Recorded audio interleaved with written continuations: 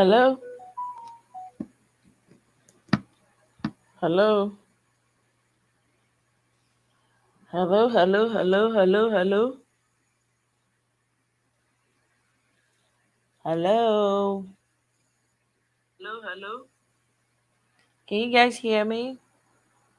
Hello. Can you guys hear me? Can you guys hear me? Hello.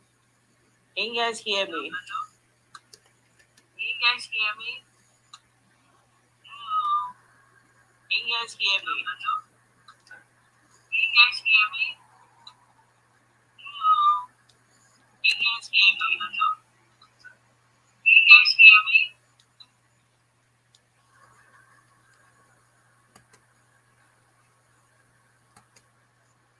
Can you guys hear me? Please, let me know if you can hear me. I'm trying out.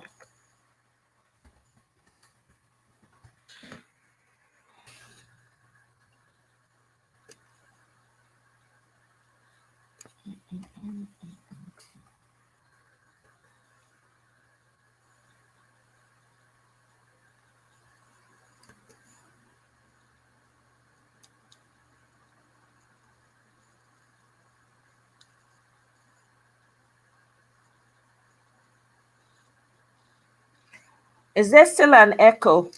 Josie, please let me confirm if there's still an echo. Welcome. Welcome everyone. It's not test too, but why we Kukuma Day here? I guess we might as well. Let me see. Mm, I can play one video for now.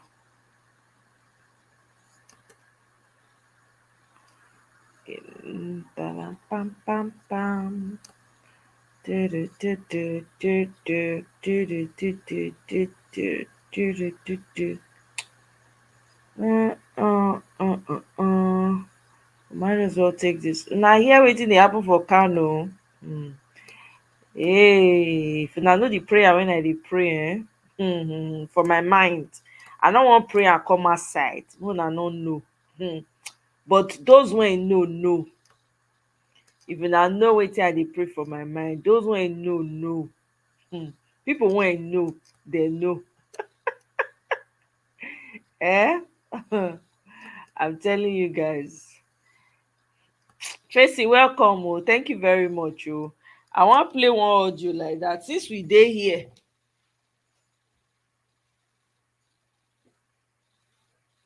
we can see whether I go fit play the video for everyone and see am. I want to show you guys something. Right, God, oh, e go be like say I don't know that I go fit play am for here. Make una see. Let me bring it here. Mona, let me know if una fit see am. I dey use new device, so I no dey used to am yet. The thing dey do me, see me now, don't see me. See me now, don't see me. Mona, let me know if una dey see am. Can you guys see my screen? Let me see. Uh, una dey see my screen? Mona, Tracy, abeg confirm. Let me confirm. Awesome. So ma play the audio. Mon ma say that una go hear.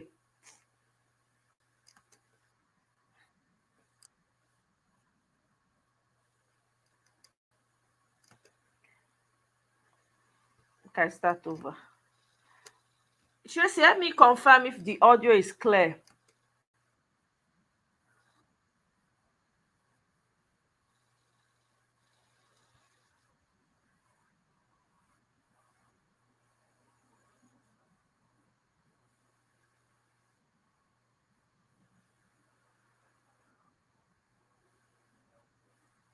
Can you hear it? Can you hear the audio? Be like say Tracy don enter kitchen. Tracy no answer me again.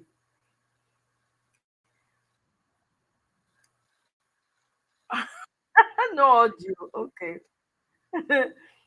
I can't dey wonder Tracy be like say you abandon me. I can't say see Tracy when I dey put my hope on. Tracy abandon me oh, ẹ gbà mí, ẹ gbà mí. Eh? Make I switch device. Kene, you dey laugh. Wetin you dey talk? Kene say I don I don get new device. Ekperekwe. If you know the story of this device, you no go dey talk that one. Oh. If I tell you, you no go dey talk that one. He say grant. Which grant? Na you give me the grant? Oh my God, this my village brother. When you are supposed to have my back, you will not have my back. You will be follow and be yabbing me. I don't understand what kind of village brother that you are. You are not performing, no. Honestly, let's say I will consider another person as village brother. Even though person no dey fit, you cannot just do away with your, because once you are brothers for life. Hmm? But this your own matter. I no can understand. I don't come and be understanding it. Yeah? You are supposed to like supporting me. You understand? Let me take this video out.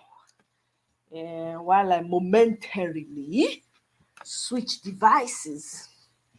Mona bear with me, oh. Mona bear. Mona bear. Let's see. Let's do this. Okay, we're gonna do this. We're gonna do this. I don't understand the kind of village brother that Kenny is. I don't get it. I don't understand it. You are not supposed to be following, you are not supposed to be laughing at me. You're supposed to be like, no, my village sister is trying, people should leave her alone. Instead, you're yabbing me, you're saying grant. Now you give me grant. You give me grant, buy mango, I no go buy mango. Buy juice, na no go buy juice for me. I go talk for here, my throat go dry. Eh? Abeg, abeg, Kene, leave me alone. Oh my God, this is funny.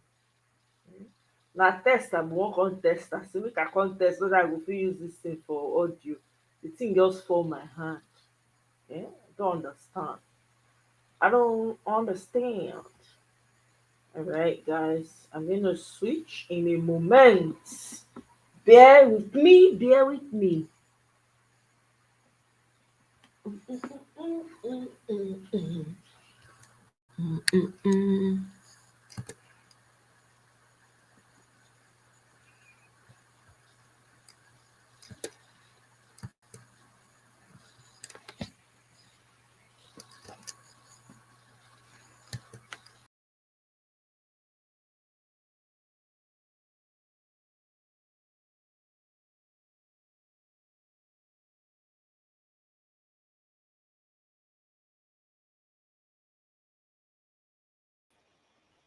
Okay, can you guys hear me?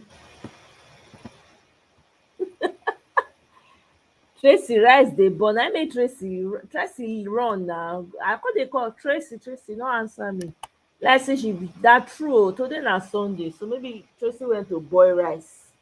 I had to check it. Eh? Okay, I'll try and clean the. Maybe that's what I'll do. Kenny, I'll try and clean it with cotton wool.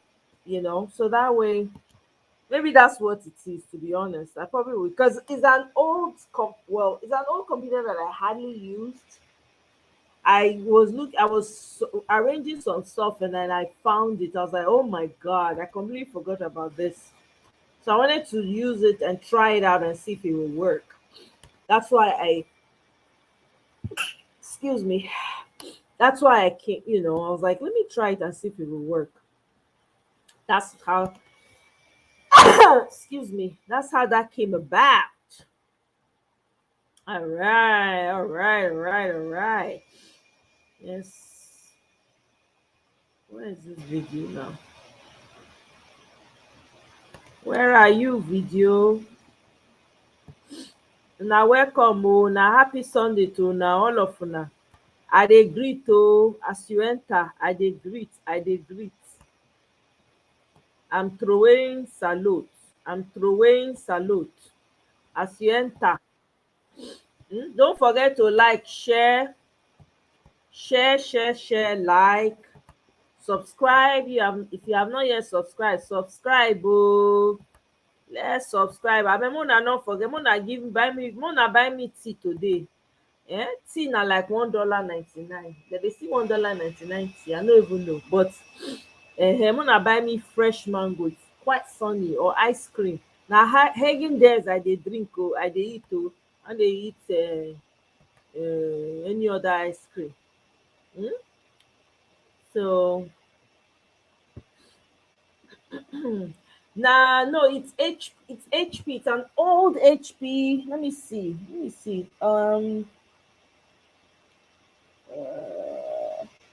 Yeah, okay, actually, let me see. I think it's Dell. Sorry, Dell computer is an old one. I was cleaning up my library and I found it, like, I just packed it up there and I hardly used it, to hardly ever. So I figured, you know what, let me just try it, and for, since I'm having issues with some of my devices, let me try it for audio and everything. Let me check it. Let me just do it. And bam, here we are. So I guess you're right. You're probably right, Kenny. Maybe I need to clean. I don't know. Maybe I need to. If any ideas, I will try it out once I'm done from here. Let me go. Okay, let me share. Let me play this audio. We're going to talk about this. I have like one or two. Or so if you have any video that you want me to share, let me know. I haven't been on the YouTube streets all day, so I am your friend, Dr. Charles Apoki. Professor Wole Soyinka goofed. He misfired when he said that His Excellency Peter Obi is not qualified to rule Nigeria because his team is incompetent. I respect him as a Nobel laureate, but he is living in the past.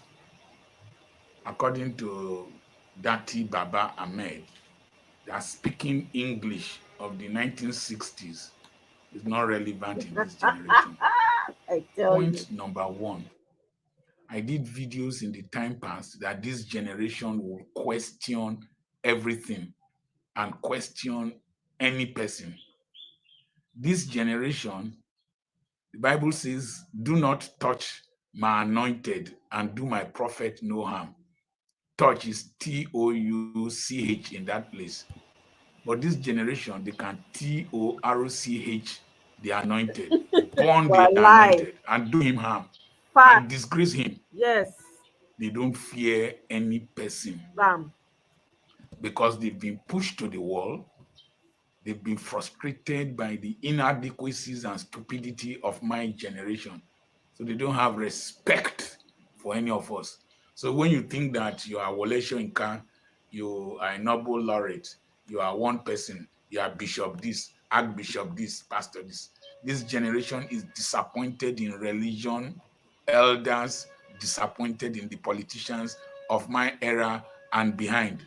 So don't sit in a pedestal and think that you're a superstar. They will pull you down and tear you to shreds.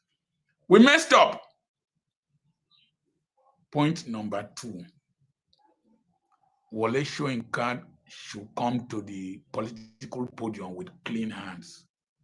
He led a mob against Goodluck Jonathan that carried a coffin with Goodluck Jonathan's effigy in it.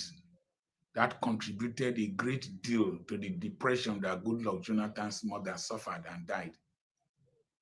To see your son's coffin, Professor Wole Soyinka and some prominent religious leaders who are now quiet were in the forefront of that push against Goodluck Jonathan. And so he has no moral justification to condemn any person for insulting or abusing him or dragging him. This generation has seen what my generation has done. Point number 3. Professor Wole Soyinka is the founder of the Pirates Confraternity. I happen to have classmates, friends, neighbors, and associates in that confraternity. I have spoken in their Barracuda feasts. I've done lectures for them in my office via Skype or whatever, Zoom, to his deck in the United States in New York.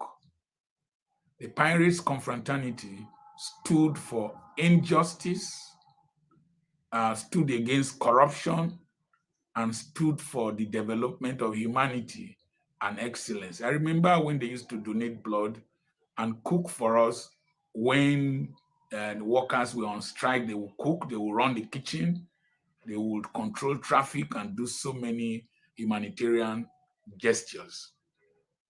But recently, they sang a song. Hand they shake, leg they shake. Papa we not well. If they shout a Milo con, that's against President Bola Tinubu, a former governor, a former NEDECO leader. Your Pirates Confraternity sang that song. And another one, with the Bala Blue song. What did you say?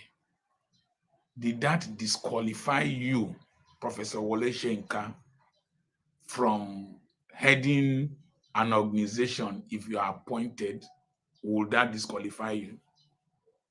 I ask another question. Prof, I'm lawyer, sir. The Pirates Confraternity you formed, how much control do you have over their activities? You formed that. Peter Obi did not form the obedient movement. Peter Obi, if you are preparing a salt solution in the lab, if you want to crystallize salt from it, you just take a grain of salt and put it inside. Other the salt in the solution, maybe like potassium chloride or whatever, will start crystallizing around that salt. It's like the way pearls are formed in oysters.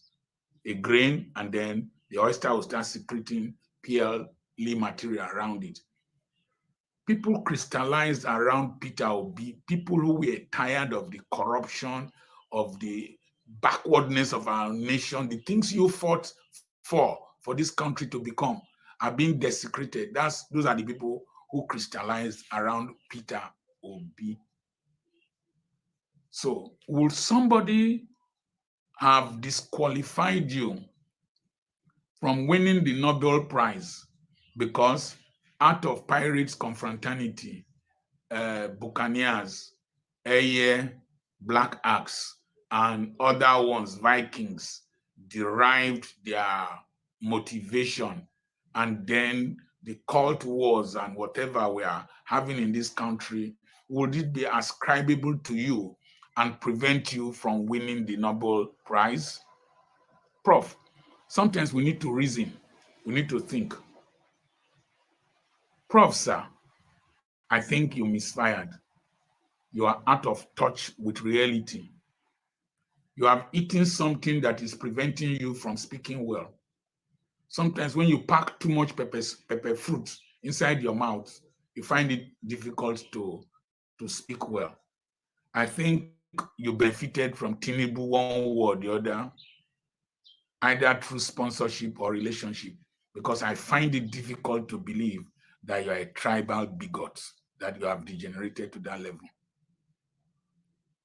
I believe you misfired. Prof, this generation, social media, they abuse any person. Social media is a public toilet. If you can't bear the stench, behave like Tinubu that does not watch social media. And you must be very careful what you comment and what you say. Prof, you misfired. You tried in the time past. Your time has passed. Enjoy your retirement. Even me talking, I'm extremely careful because what is coming up next is not just the anger of abuse. When these Nigerians, these poor Nigerians are pushed to the wall, they will fight back. Remember the way they looted warehouses filled with palliatives. What is coming up next, if this country does not improve in the next 3 years, is going to be more than, let's leave it. But I remain your friend, Dr. Charles App.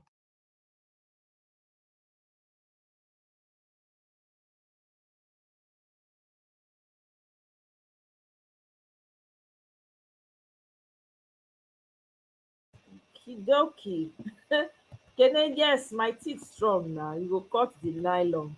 I go use scissors now. Scissors dey. You use scissors cut the thing. Eh? Let's see.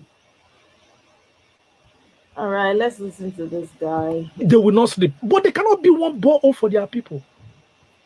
Now, instead of facing governance that talking about Peter Obi, he goes to AFCON, they cannot sleep. He visits people that were killed in Kano Mosque, they will not sleep. He builds borehole, they will not sleep. But they cannot be one borehole for their people. Now, instead of discussing critical issues, just 50 persons were killed in Plateau State, just as Teesside University students in the UK were stopped from school because of the dwindling rate of the naira. Causing these issues, somebody that we used to respect, Wole Soyinka, came on social media to be saying that, oh, Peter Obi should not contest election in 2027. What is election 3 years away from now? What has that got to do with people that have been killed? The Soyinka we know will speak out. But he said that after he came from exile, it was Tinubu's wife that bought him kitchen utensils and all of that. So those are what you value more than our country, Nigeria. Today you hear about people like Boala, Reno. All their topic is Peter Obi because most of them were paid to talk against Peter Obi. Is Peter Obi the problem with Nigeria? Give us electricity, good road, make Naira meaningful. And that is what we're looking for. What is Peter Obi? To hide your weaknesses and failures in government, Nigerians, be aware. Please continue to discuss the issues and profess solutions to government. It is only a failed government that will be talking about one person 1 year after election. They distract you. Nigerians have been killed, butchered left, right, and center, and there are no issues about. Nobody's talking about it. During campaign, Shetima told us that he will lead the army against terrorists. What has he done till date? That is what we should be talking about. Naira is now 1,550 naira to a dollar. You don't mind them. These are what we should be discussing about. Peter Obi, Soyinka that we respect. People like Boala and Reno could not have mattered. But Soyinka, age comes with dwindling integrity after election. I'm telling you, when there's some things that they're supposed to talk about, they no go talk. Everybody, Peter Obi, everywhere you go, no being be president, no being still run away with it, no being. The person when una put for there, wanna sell una selves give. If they go up and down, they give excuse. 1 year not reach for them to talk, say he never do anything. 1 year never reach. This na the foundation that you use this 1 year. Foundation, you take and build billionaires, take and siphon money enter your pocket, enrich your 48 thieves. You dey wan make the people dey bear, but you dey steal their millions and their trillions away. You go borrow money, you go thief am. You go borrow money, you go thief am. You wan make people keep quiet. They no getting they wan do. The third mainland bridge na now they wan go. They wan go wetin dem dey do that. Oya they say they cut ribbon. Wetin dey call am? Na that time na now they wan go do am. Wetin dem don do for the third mainland bridge? Because they dey look for something wey they go cut ribbon for. Now they dey look for something wey go make the thief himself to be happy. they look for, they say third main language, let's whatever it is that they do, cutting ribbon. Nothing to show for it. 1 year of suffering and a lot of unaliving. As we dey talk am, between today, yesterday and today, they don kidnap how many people? 5 people for Niger. Pack people as if they be sardines. Hey, Osalobua, oh God abeg o, God forbid. People go come and come dey defend this madness. No, abeg. Make we put the pressure. The pressure is on. Oh, I go play my Obi Yusuf Dati video abeg again after this one. Let's get to it this morning. The morning show continues, and we've got Ojinika the story is trending around the world. Great to have you, Oji. Good morning, Dr. Rufai. Morning, Oji. How's it Happy going? How are you? Friday. Yeah. You're in high spirits. I'm in high spirits. It's a Friday. I love it. My favorite day of the week. We're missing Dr. Abati. How are you this morning? How are you guys You're doing? fab, Oji. Yeah? Yeah. Oh, thank you. This is the popping color.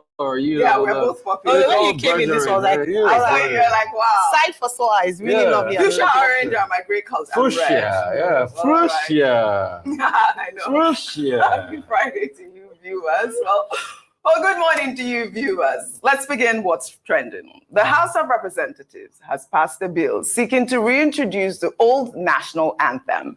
The lyrics of the old national anthem, titled Nigeria Will Hail Thee, were written in 1959 by Lillian Jean Williams, a British expatriate who lived in Nigeria when it achieved independence. The anthem was changed by former head of state General Olusegun Obasanjo in 1978. The decision has since sparked a desire for the return of the old anthem among a cross-section of Nigerians who believe it carries historical, cultural, and prayerful significance that resonate deeply.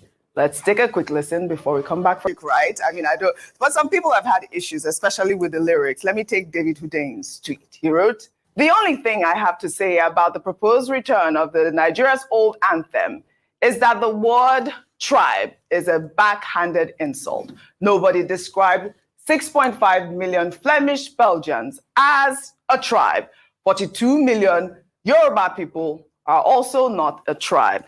Get rid of that word." All right, well, we have our very good friend, Sonny Roche, who has always advocated for this bill. I mean, like we were saying earlier, it resonates with, people that were born in the 1940s to baby boomers, 1970s. Let me just read Sonny Roche's response to that. He says that, the reason given for changing the anthem is not convincing. The argument that the word tribe is offensive is unfounded, as it simply refers to a community united by common customs and traditions.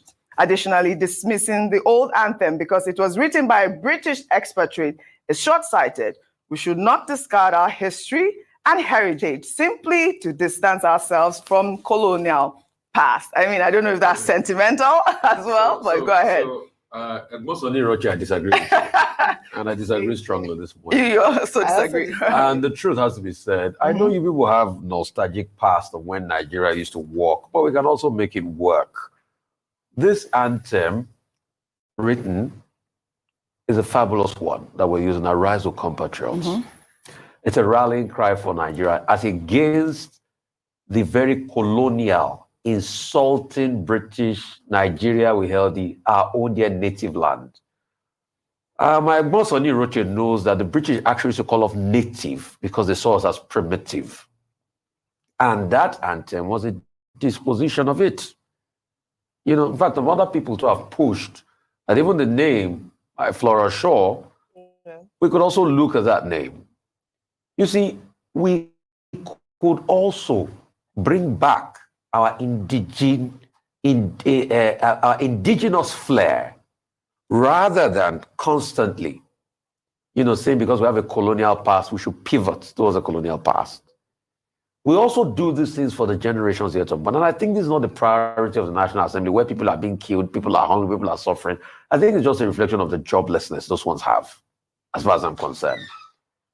If you're saying it passed the test, have you read the second stanza of National Anthem that says, "Oh God of creation, direct our noble cause, guide our leaders right, help our youth the truth to know. What better prayer do we need at a time where our leaders look like they lack guidance and direction? Help our youth the truth to know. You know, and this is a clarion call and our pledge, which is okay. But I understand people that had a nostalgic past. So this was what they sang in the colonial days. Everything was prim and proper. The colonial did to you what they call indoctrination, and it made you feel less of yourself. Yesterday, I put out a document that pretty much caused a lot of stir on social media, where I actually showed Nigerians, and for those that keep claiming they built Lagos, I actually showed Nigeria when the British started allocating lands and named this area we are around VI, Victoria Island, in commemoration of the 50th anniversary of Queen Victoria. All right? I think that place used to be called something, Okun, or something, in 1877. So I know people still like to clutch on to the good old colonial days, but we should grow up for that and have our own mentality and emancipate ourselves from this mental slavery, not going back to an anthem that calls us I don't have a problem with the word tribe. Our own dear native, which is a connotation. Go and read Lord Lugar's book, The Dual Mandate, that I wrote in the 1920s. How he kept on calling nativists. We need to emancipate ourselves from Montreal. See, before the British came, after they took over Lagos in the 1860s thereabout, we had our own culture, we had our own attributes. We should be able to promote that. All right. And support our own. We have our own indigenous things. Emancipate Yourself from mental slavery. None of us have got free our mind. Said his One Nation song should also be adopted as one of Yeah, that's what we should promote. Not some British parties on their own their native land. And we are happy playing video where Igbo people are looking at the flag. However, the video is not the song, so we can change this. Okay, so my first bias is the fact that this anthem, the one that we sing now, was written by Nigerians. Yes. That's my first bias. Yeah. Nigeria We Hail Thee, with all its good intentions and nice lyrics, was written by Lee Jane William in 1959. She's not Nigerian, and unfortunately, no matter how much they identified with Nigeria at the time, cannot understand the Nigerianness of Nigerians. And so the pride in the fact that a Nigerian wrote the anthem that we currently sing is one advantage in that regard. The second part is that look at the lyrics of the new anthem in its glory. It talks about the labor of our heroes past. Yes, now. That is captured in our new anthem. The fact that we talk about service to our nation is captured in our new anthem. The fact that we talk about one nation bound in peace and unity, as opposed to saying, oh, even though we are different tribes, we are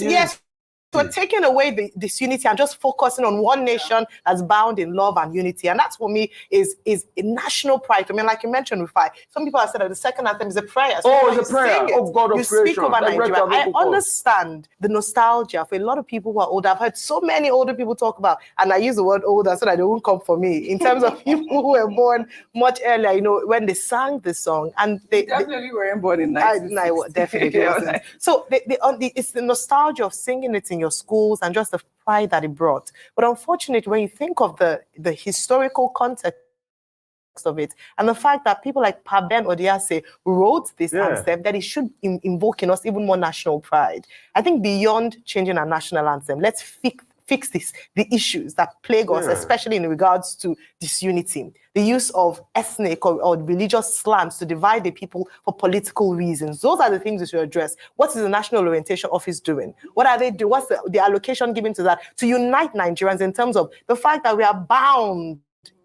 in unity and love. That's what I want to look at. Let the House think of ways when you fix the problems, take away poverty, people are able to embrace a sense of national unity, not just by changing our national anthem. All right, love it. We'll take another story.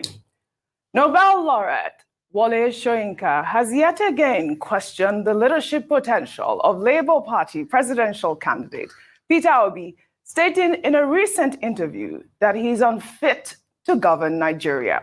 Soyinka cited the conduct of his supporters, known as the Obedience, during the 2023 election campaign as a disqualifying factor. Let's take a look. I hope for the sake of the nation that he doesn't express interest in the next election. Because for me as a leader, if there was any proof that he was unfit to lead that country, it's in the conduct which he encouraged among his followers. I know for a fact, and I can give you an instance which proved that he was in control of those forces, simply because when he first came to visit me, I remember the moment when he took out his something, and after he made a statement like, "Oh, don't worry, everything, will be technical. You don't have anything to worry about these people." He was talking about the quote-unquote obedience. I remember he took out his computer, his phone, and he tapped, a message, there, and it shot me. I was watching him. It was any thing. And after that, everything seemed to be, to be nice and cozy. The U.S. mechanic finally solved the car scratch problem. It takes just a few minutes to make any scratch disappear. This simple but brilliant trick is taking the U.S. by storm. All right. Professor Wole Soyinka, Nobel laureate. The last time he called Peter Obi Bajue. Remember that? Well, all right, Reactions will definitely trail this. Let us take this tweet from Distinguished, who wrote, "This was Soyinka in 2024. After almost 8 months of Tinubu, I don't criticize heads of state till after a year. So he went to Aso Rock to give Tinubu 7 points agenda, but he can criticize Peter Obi, who isn't in Aso Rock. These are the elders we should respect." Daniel Rega wrote, "Wole Soyinka is entitled to his opinion about Peter Obi and the Labour Party, but I'm yet to see him criticize the present government or those currently in power, which speaks volumes for someone who's highly respected. His bias is glaring for all to see. With his voice, he can help start serious conversations." I mean, yes, that is true. He with his voice, definitely can start serious conversation. But that's not the only thing, Wole Soyinka talked about during that interview. He also talked about the fact that Nnamdi Kanu is, should be, has a right to, agitate for a separate nation. For all he knows, he did not bomb anywhere. So, he also talked about that. But that's the type of conversations that we are expected to hear from a leader like Wole Soyinka. One thing has to be said. I would like to ask Wole Soyinka and other people, what is this thing about Obi? That means there's something, a goal you people see in this Obi. Because this man did not win elections. And after not winning elections, he's gone about conducting himself, doing his charity, but he's still the main point of conversation. Mm-hmm. So, kini gan pa Obi? What does that mean? Kini ni pato ni pa Obi? Because this man, he came to visit you. Afterwards, we all know how the visit went into a big hullabaloo. I don't want to talk more about that visit because I was very privy to a lot of things that happened in that visit. And I don't want to talk, for the sake of privacy. But afterwards, he went that way. And you keep indicting him as regards to the conduct of this, which are young people that have a right to react. What about the people that, did ethnic strife? What about the people that carried Oro in elections in Lagos? Professor Wole Soyinka has not said anything about that. What about people that were beaten? Professor Wole Soyinka has not said anything about. What about people in Ikota that were beaten? All of a sudden, Oro came out because of election. He's not said anything about that. But this thing is always about constantly Obi. Mm-hmm. And when we ask him to comment about the current president, don't comment after 1 year. Now it's 1 year. Now he should comment. He will not still comment. So what is this thing really? Kini oro Obi yi ni pato? I'm asking, the same man you went a couple of months, you went to call them Bajue and all sorts of, yeah. And you think people will not, and when they react to him now, you call them fascist and things like that. And this was an election that you only had one side of the story, you were not full privy to. Yes, but and there are many things that you should know because President is 90 already. Yeah. But we will not stop respecting him for the role he plays. I drove my heart for him Because when it was time to stand tall, he stood tall in this country. And I say, we have a lot of respect for him, but there are some things we say that would disagree. Yeah. We can respect that I disagree with you. Yes. So I disagree with him on this. Yes, I actually, liked those tweets because, May 29, President Bola Ahmed Tinubu, 1 year in office. I'd love to hear from him as well regarding, we can't wait. May 29th is coming. We hope that he says something about this current administration, because it would definitely speak volumes, especially given the fact that he's constantly criticizing the strong opposition. I'm one to lean towards revising what did Peter Obi do, because remember, he didn't even come second according to INEC. Yeah. He came third. So what to do about the fact that but let me say that Professor Wole Soyinka is a well-respected elder statesman. His contributions to Nigeria, not just locally, internationally, putting Nigeria on the global map with his writings and other things, is one to be certainly celebrated. However, I think in fairness, in him being fair as an elder statesman, it would be good for him to speak in a way that is objective and across board. Professor Wole Soyinka is from Ogun State, the southwest part of Nigeria. And this is the southwest part of Nigeria, particularly in Lagos State, where we saw an election that was driven largely by, to a very large extent, let me not say largely, but significantly by ethnic slurs and ethnic divisions. And I didn't see him come out to condemn those things in very strong terms, because he ought to be proud of his own heritage, being a Yoruba man himself, and to say, no, we're not going to stand for that. Nigeria cannot survive being divided. Oji, we saw on TV where someone came and talked about Yachukudi, and talked about the fact that, they were going to, if people were told not to come and vote if they looked a certain type of way. I would have expected him to also use the same energy to speak about that. We see vitriol online, not just from the obedient he talks about, but also people who come out to say that, even people in government. Just check on YouTube. They called me Omuale Yoruba.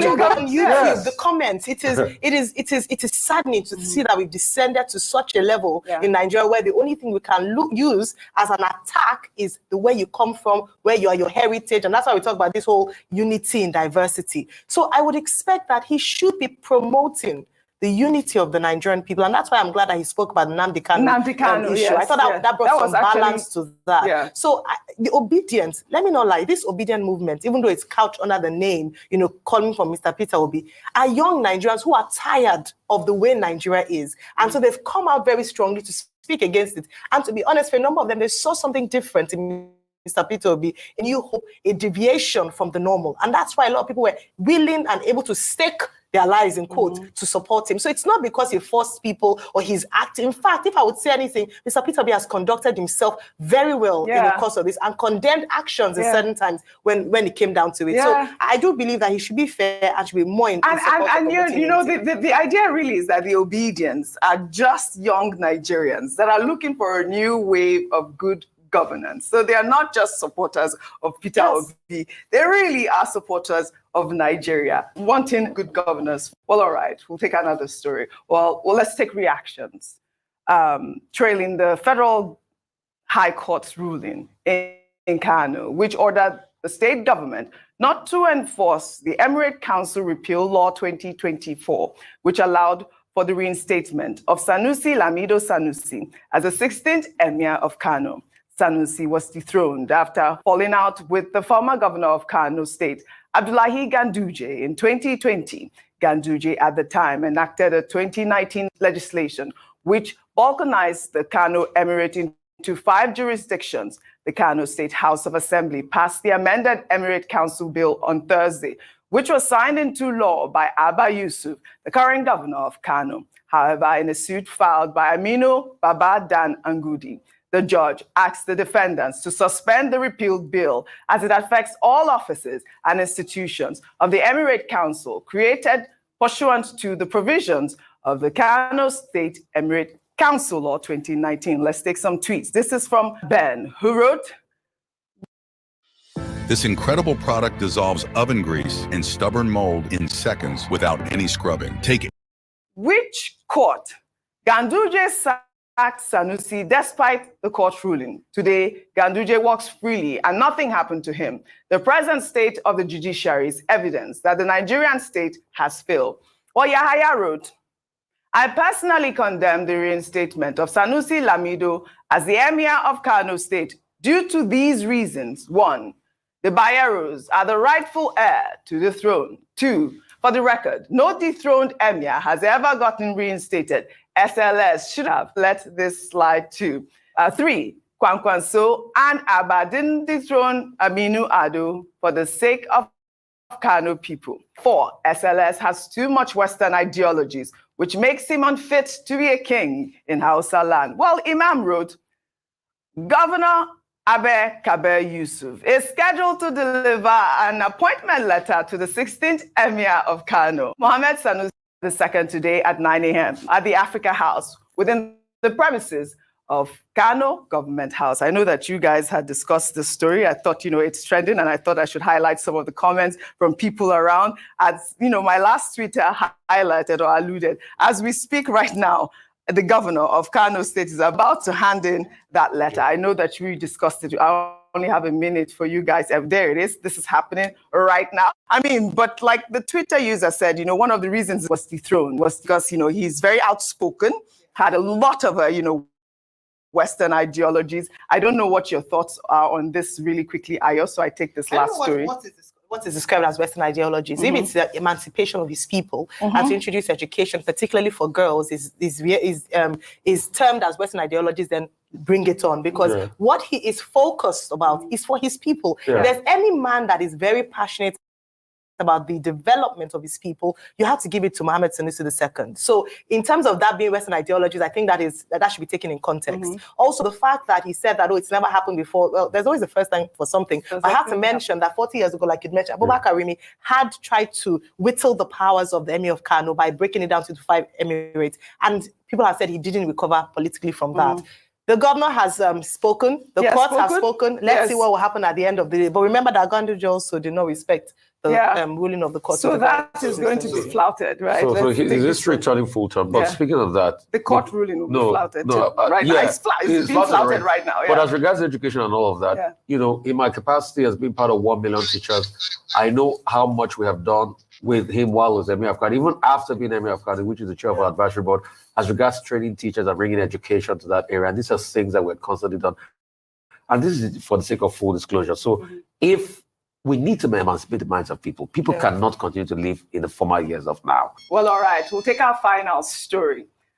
Well, residents of Okwaja community and telecom stakeholders who are at risk of losing property due to the new alignment of the Lagos-Calabar Coastal Highway were in high spirits on Thursday after the Minister of Works, Dave Umahi, announced that the federal government will do away with the proposed new route of the Coastal Highway from kilometers 16 to 25 and revert to the gazetted alignment. Umahi disclosed this at the third stakeholders meeting of the Coastal Highway project in Lagos. The decision to revert to the old alignment at the Okwaja axis will prevent about 490 houses from being demolished. To the glory of God, to serve MTN, to Africa, Okwaja community, we are diverting completely from the new alignment, from the old alignment.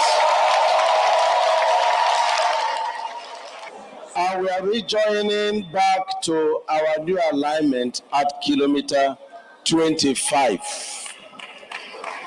Congratulations. Congratulations. Thank you. Can we stand up and sing for President Asuaji Bola Ahmed? For your mandate we shall stand. For your mandate we shall stand. For your mandate. For your mandate. For your mandate we shall stand. Let's sing it again. For your mandate we shall stand. For your mandate we shall stand. For your mandate, as you your mandate we shall stand. Thank you. Can we say saving Boza for Mr. President? Boza! Boza! Boza! Boza! Dave Umahi, and the crowd erupting with joy. I mean, I do respect Dave Umahi for this actual decision at this point. Like I mentioned, 490 houses will be saved. as well as the telecoms and the cables for telecoms. Well, congratulations to those people who would have lost their ancestral land. Well, just hear these buffoons singing. Buffoons, no shame, nothing. Eh? These are people's fathers, oh. Eh? Now people marry these ones, put for house, or call their husbands. Hey! Pwah! God forbid. Eh? These are people's husbands. These are people's fathers. They'll be somebody's grandfather someday. Hey! God forbid. God forbid. Abeg, all money ain't good money, man. Save me. Hey, miss me. I don't want that kind of money and authority. God forbid. Poor anything that does not transform people. Count me out. According to my presido, the man say, I will align, I will merge with those who are ready to work for the people, not be nonsense merge for state capture, nonsense merge so that you'll be doing your heady to outsiders. Hell to the no. Shoo. God abeg o, people papa. So no go awo, God forbid. I go rather be farmer o, dey farm dey do my own work dey go. Hey! Talk of power and authority, you no hear word.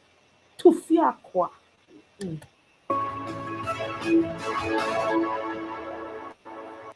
Wednesday, May the 29th, 2024, will mark the completion of President Bola Tinubu's 1 year in office. It has been a year replete with shocks, surprises, and sometimes wholesale re-engineering of critical sectors of Nigeria's political economy, wittingly or unwittingly, by an administration that up to this minute continues to feel its way around, some would say fiddle around, with critical foundations of state. The economy has been central to efforts at assessing President Tinubu's handling of state matters, closely followed by security or the lack thereof, as well as a perceived absence of political will to pursue wholesome reform of key institutions like INEC and the anti-graft agencies. Besides, the national budget stubbornly remains top-heavy on recurrent expenditure and resolute in maintaining a bloated government structure the government is accused of. But the president has also not shied away from taking bold decisions. While President Tinubu and his team of ministers continue to hold daily and weekly briefings to speak about their achievements in office over the past 1 year, millions of Nigerians are getting ready as well to mark 25 years since the nation's latest experiment with constitutional democracy, a whole quarter of a century.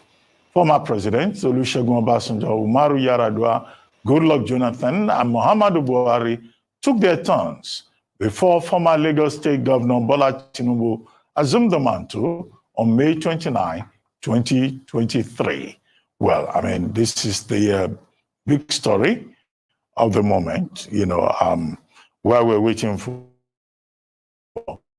other guests to arrive on the program. I have Dr. Nameka Obiariri with me in the studio. Well, let's start, by getting your own views about first 25 years of democratic rule. How have we fared? What have we gained from democracy? And then 1 year of Tinubu's administration. Dr. Bati, it has been 25 years of consistent gradual retrogressions, stumbling from one level to another. And you discover that in 1999, after 8 years of military rule and the demise of Sani Abacha, and then Abdulsalam Abubakar conducted the election that brought in Olusegun Obasanjo, Nigeria was a pariah nation. And the kudos to President Olusegun Obasanjo. He did not just sit down complaining, he went down to work. When he became president, it's on record that we had an external debt position of about 2 billion that was unserviceable. Crude oil output was at a level of about 1.7 million barrels a day. A crude oil price was about $17.37.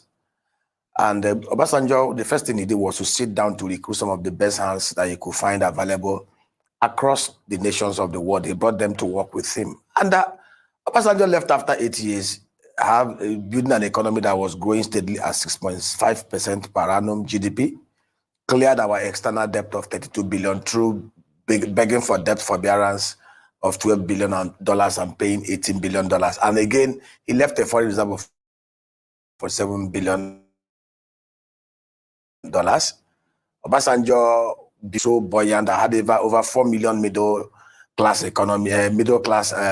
citizens and all those stuff. So Yar'Adua took over. Yar'Adua, God bless his soul, of course, was the first president in the history of Nigeria to openly declare his assets and liabilities of his wife to Rai and his family, which was a mark of transparency. He was one that instituted the rule of law, and Yar'Adua was recorded to have, if not for e-health, if Yar'Adua had served 8 years, Nigeria wouldn't have been where it is today. And of course, Jonathan came in, and that was when the bazaar started. By the time he left in 2014, the economy was, of course, have tanked to about 3.4% per annum. Muhammadu Buhari was reputed to be the messiah by those who believed in him, because some of us who were very young enough in primary school when he came into power in 1983 knew that he had nothing to offer. Of course, he came in and we saw what happened. It was 8 years of blitzkrieg. In fact, he actually took Nigeria 50 years back, and that is the truth. The problems we are grappling today was created over that 8 years of 2005 to 2015 to 2023. That was, in fact, it was a year that actually set Nigeria back 50 years, because basically every indicators were destroyed. Output was 2.4 million barrels a day when he became president. It came down to less than 1 million. Oil thefts and larceny became the order of the day. Corruption became unhinged. A lot of things were, insecurity was limited in Northwest when he became president, but it's Northeast. By the time he left power, every part of Nigeria got their own baptism of fire. So, of course, Tinubu was part of those that made him president, and he came into power inheriting. Unfortunately, he committed that gaffe of saying that he will continue from where Buhari has stopped. And Nigerians have seen it. It has been 24 years, 25 years that Nigerians wish that they could just turn back the hand of the clock. I said this to you. If you ask every average Nigerian, they will tell you, if Nigerians could have the clairvoyance power of seeing tomorrow, and it was mooted that Obasanjo wanted a third term, we'll have given him third term and fourth term. And that is the truth. Because what we have seen since Obasanjo left in 2007 had been a gradual erosion of the values, the principles of whatever democracy is. No, Dr. Bearere, when Nigerians talk about 25 years of democracy, yes, they are not benchmarking it from Obasanjo. They are talking about the exit from military rule. So are you saying to turn turn back the hand of the clock, as you put it, yes, a return to military? No. I said turning so down. we're talking about democratic civilian Dr. rule. Bati, I stated it clearly. It was muted and rumored that Obasanjo wanted a third term and fourth term. And I'm saying that if Nigerians had the power of clairvoyance based on what we saw clearly, see, numbers do not lie, Dr. Bati. Numbers are very clear. If you look at the economic indicators from inflation to purchasing power of the average Nigerian to the number of middle class. When we talk about middle class, we're talking about people that have purchasing power of about $130,000 to $170,000 per annum. And there were over 4 million in Nigeria then. I knew a lot of my friends and colleagues who came back from the Wall Street, from Britain, from United States to come to Nigeria because Obasanjo laid a foundation for all of us today.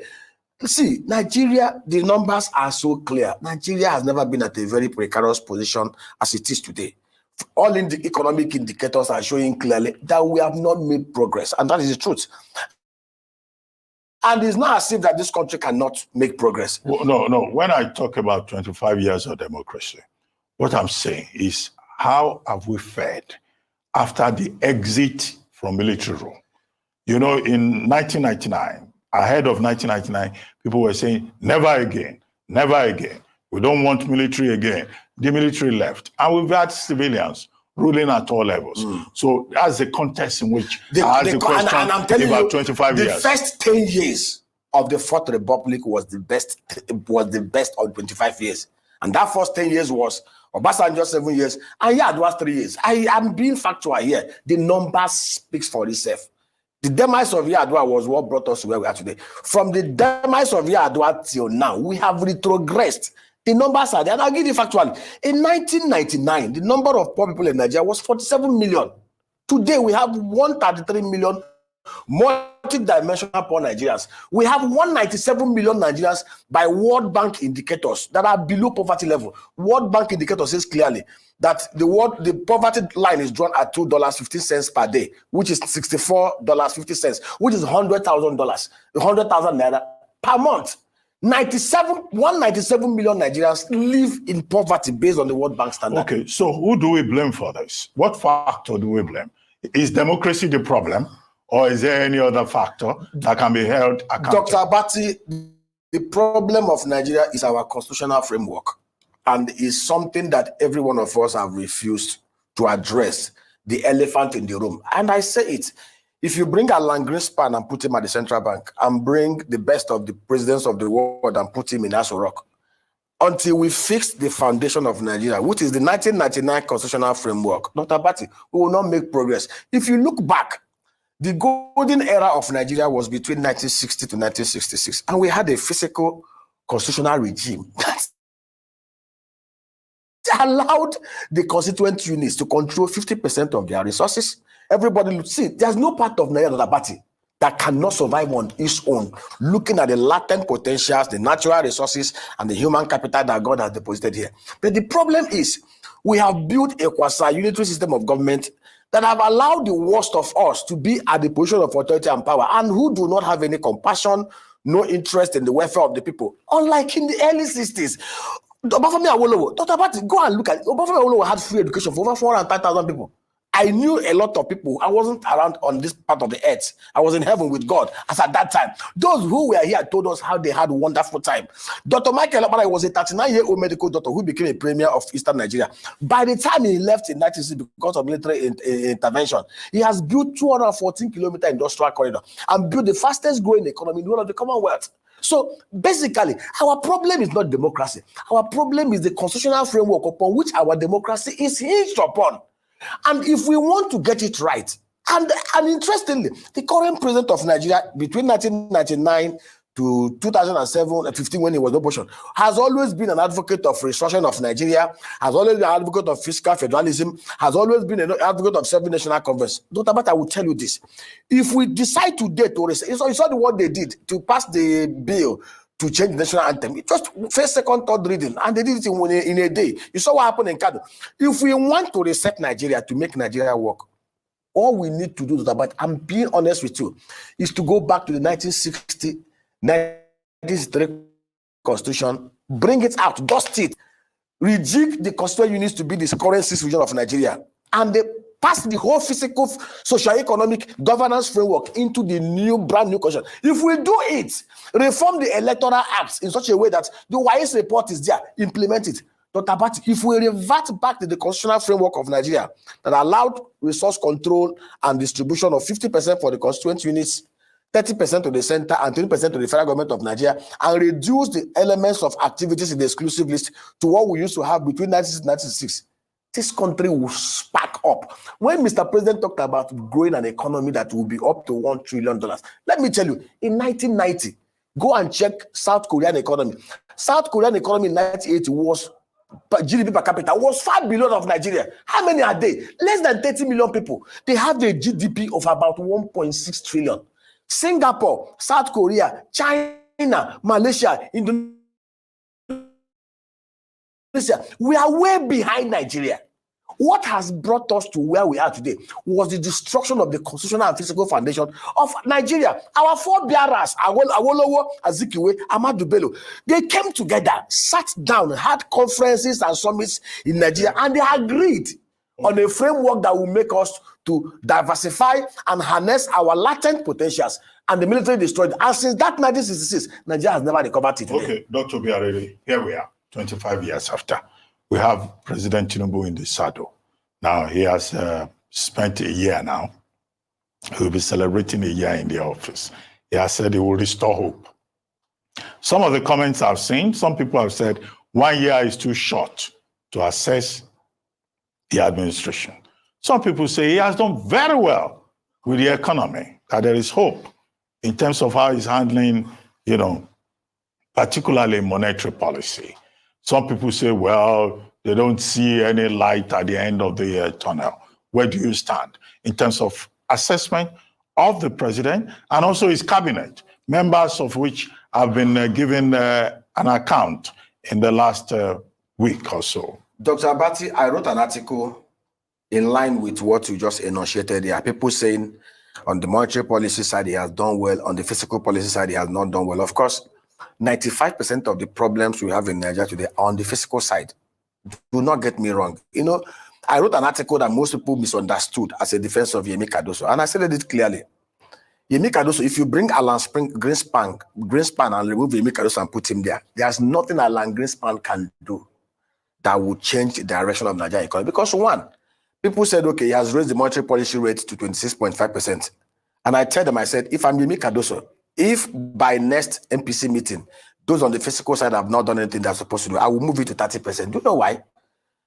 The economy is driven by demand and supply. In any economy, whether services, supply of goods and services or whatever, it's demand and supply. And I've always maintained this. It was easy for Obasanjo, it was easy for Jonathan, it was easy for Yar'Adua because we had crude. See, we have not tackled the problem. And that is where the problem is. Two things. Why it was easy for Sanusi Lamido, Sanusi CBN governor. You know, he said it to defend the Naira and maintain forex stability and because we were selling our crude oil. Despite the fact that Nigeria was generating almost $98 billion, $75 billion, as Sanusi Lamido was still complaining that most of the monies were not coming in. But under Buhari, we went bonkers. Between year 2000 to year 2009, go and check the records of Tabati. Our daily PMS import and consumption volume was never above 28 million liters a day. And it corresponds with the record at the U.S. Energy Administrative Agency. The Zani came in and they moved the numbers from 28 million to 45 million liters a day.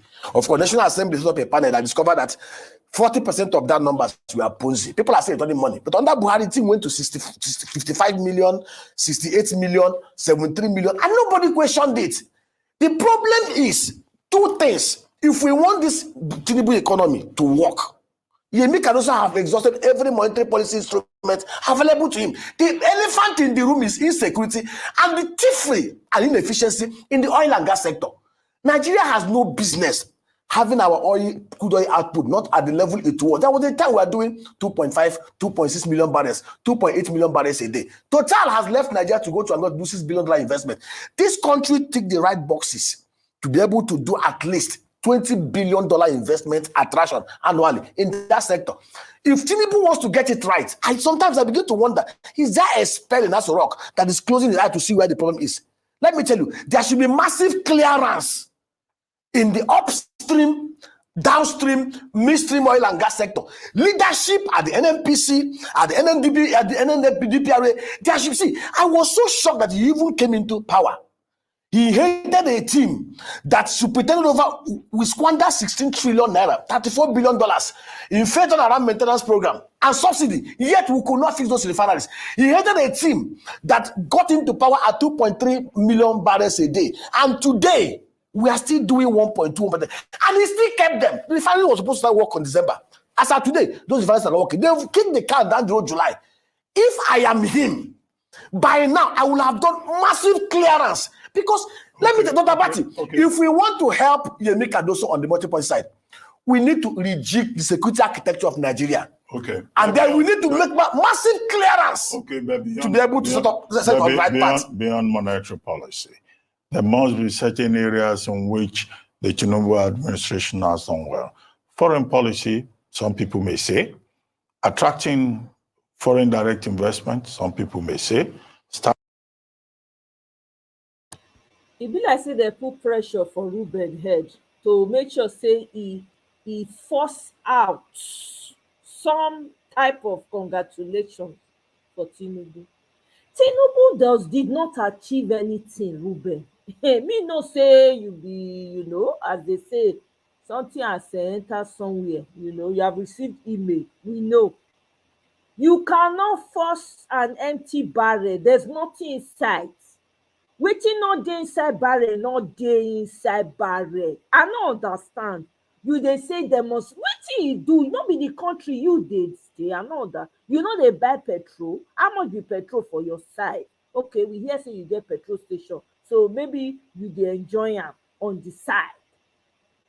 But the common person, your driver, your gate man, you dey ask them how much e be for them. Oh my God, these are the people that make it very frustrating for Nigerians. You cannot stand strong. Okay, even if you don't want to, why don't you just keep quiet and let the man talk? The man seems to know what he's saying. Don't you see it? When these people don't chop money, they don't see small luxury like this, they just dangle shiny element for their eye.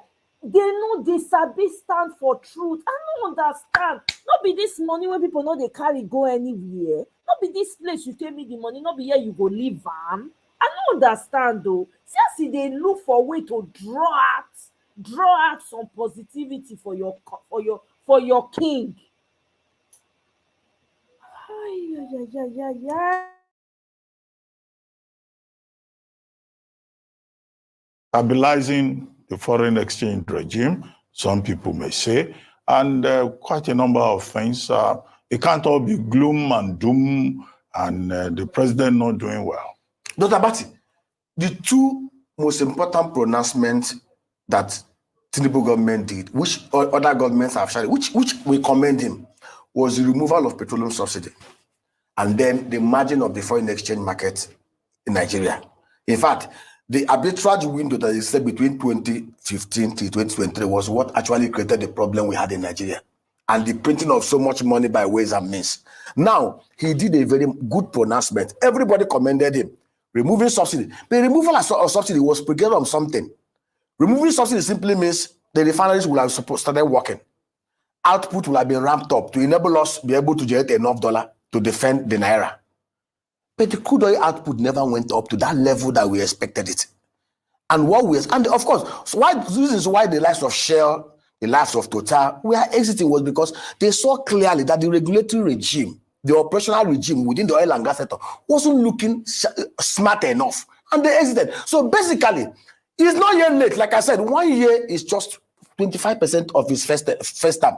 I can tell you today, if he decides today to press on legs, to step on toes, and do massive clearance, and begin to ramp up oil output, bring in new hands, because people that have been there for 5 years, they cannot change. Let us stop deceiving ourselves. He needs a new team in that sector. And if he does that, I can tell you, by 2026, Dr. Bati, you will see a new thing. Well, Dr. Obiarere, thank you very much indeed for joining me on this Live, the Sunday Talk Show. You cannot remove them. Dr. Obiarere, no go fit. All of them are the same kabai day. You need to enrich them now. They need to continue to cover each other's back. I want to remove them. We know you're an academic. You know go. You know, shall not say you go know for your back of your mind. These people, they are not ready. They are not ready. The worst is yet to come. People that have been sitting down where other people have been, see how many people don't buy between yesterday and today alone. Yeah. Oh, I don't want to laugh, but I gotta laugh. My God. Hey. I beg make I listen to this thing, that is shake table, jare. I no fit. I need something to ginger me again. I beg. Nigeria matter, God damn. Nigeria has never seen such unity like during our time. Yes. Fact. Is that your phone ringing? Sorry about that. Somebody's desperate to talk to you. I know. Sorry about that. Persistent. Sorry about that. Yeah, but as you and don't be persistent with Wole Soyinka. Let's move out of we've left. He said, she said. We're talking about the Labour Party. I mean, without undue interference from powers that be. Yeah, but we can contest, and any day, anytime we will defeat any candidate, irrespective of how they twist the constitution, irrespective of how many English language words that they change. We will still beat them. Well, I mean, if you're taking into account what you suggested there, the intervention of the powers that be, which I presume you're attributing to what's going on inside the Labour Party at the moment. I mean, I'm wondering if you're factoring in all the concerns and their potential impact on your chances at the next general election, assuming you're planning to give it another go in 2027. Sorry, put your question again, please. What I'm saying is that you talked about intervention from the powers that be. In other words, you're attributing what's going on in the Labour Party to outside intervention. I'm saying that if you factor in all those concerns and the direction of the Labour Party and the potential impact of those interventions on your chances at the next general election, assuming you're planning to give it a go in 2027, what do you see? These differences, these nuances within the party very easily disappear the moment the whistle is blown and it's time and they see the right candidate for a party. Yeah, but it's affecting the confidence of the people. I mean, people are watching what is going on. Social media is swamped by viewers saying that it does seem to them like the Labour Party is coming apart at the seams. No, this is what I told you, that these things very quickly dissipate and give way to the genuine party that it is once the time comes. Because come 2026, and you begin to see what is going on in other parties, particularly APC, the ongoing presidency now, with the distrust, and then, of course, the most fundamental, their failures. But sadly, Nigerian politics is not about governance. It is about escorting people to achieve their individual political desires. Unfortunately, sadly, it is. Only weeks back, a number 2 refused to board a certain machine and travel out of the country. What does that begin to tell you? When the number 1 was out, I would not dwell so much into this, but when the time comes and the distrust shows, they know each other more than we probably know them. So the problems of Labour Party is child play comparing to what is going on there. I mean, I don't want to call names, but Femi Roger Miller is much too smart for that number 2. The lady senator is too loyal, too faithful to have fallen into the schemes of that number 2. Because they know him. It is only after somebody falls that he can rise. And he who lives by the death of others shall die by the survival of others. So if I were you, leave out the problems of Labour Party. These people are in government. They can do and undo in the same way they can do and undo themselves. He couldn't even travel out of the country. Nobody's asking why. Go and ask why. Initially, the plan was to go with a chief of staff, and then he passed away. So they know each other. They are busy causing problems in Labour Party. I would say leave Labour Party alone. Right. Well, leave Labour Party alone. Go back and put your heads together. Sort the problems of Nigeria and do it quickly. Well, we'll come to the problems of Nigeria, but as a politician who, along with your principal, Peter Obi, tried to convince Nigerians that you and the Labour Party would set Nigeria on a course different from the old guard politicians, don't you have the fear and the concern of a soiled reputation as a result of what is happening in the Labour Party? Not at all. In fact, we hold our heads high. What we will look at is where are the campaign promises of Labour, of APC, or of the ongoing government? What have they achieved? We're coming to that. And if it were us, what could we have done? We're coming to that. Right. So skip this and let's get there. Well, we're going to get there, but there's a saying that if you want to eat a pot of hot soup, you start at the corners of the plate. This is a cold ice cream. You prefer the ice cream to the soup, do you? Okay, well, let's move away from the boiling discontent in the Labour Party, which is clear for everybody to see. And let's look at what you have on the ground. I mean, let's assume things are shipshape and seaworthy in the Labour Party. Yeah. And let's look at the structure that you have on the ground since the 2023 election. You've got one state governor out of 36 states and a few members of the National Assembly.